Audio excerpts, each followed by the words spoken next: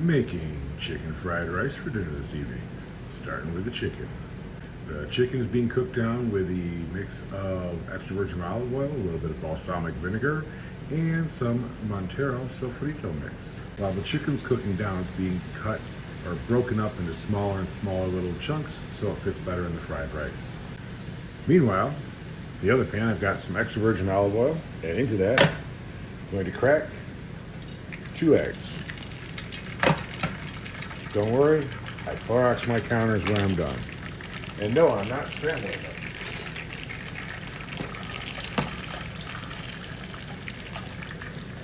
We're just cooking us some eggs. Once the eggs are fairly solidified, make sure they're broken up and throw in the leftover rice from last night's dinner. And break that up. Might need a stiffer spatula for this.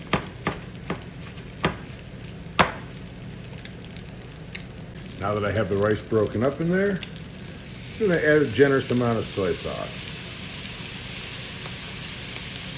Kikkoman, the only one I use.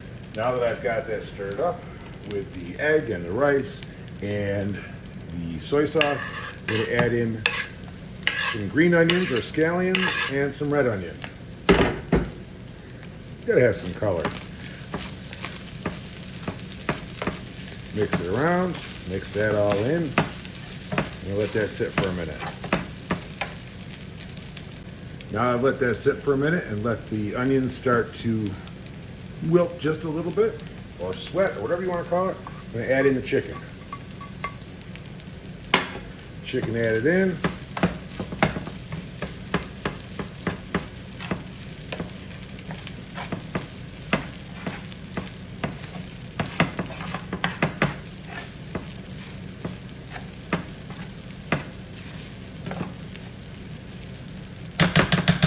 We're going to let that sit for a couple minutes on medium. Okay, to finish it off, now Uncle Roger, if you're watching this, this is my recipe. I'm not trying to recreate anything Asian here, just Asian inspired. A little bit of Montero's sofrito mix. Love this stuff. A little more soy sauce. Because yes, I tasted it and need a little bit more. And my secret ingredient, hot honey. This stuff makes everything awesome. Adds a little sweetness, a little heat, and keeps it all tasty. Then we're going to incorporate this all together. And yes, you want those crispy bits on the bottom of the pan because I think those are the best part. Just keep moving it, incorporating everything all together. We're going to let that honey kind of caramelize in there. Not that it really caramelizes, but you get my point. And we'll be back in a minute. Okay, now I let it sit like this for a couple minutes. I want to make sure I'm letting that all incorporate.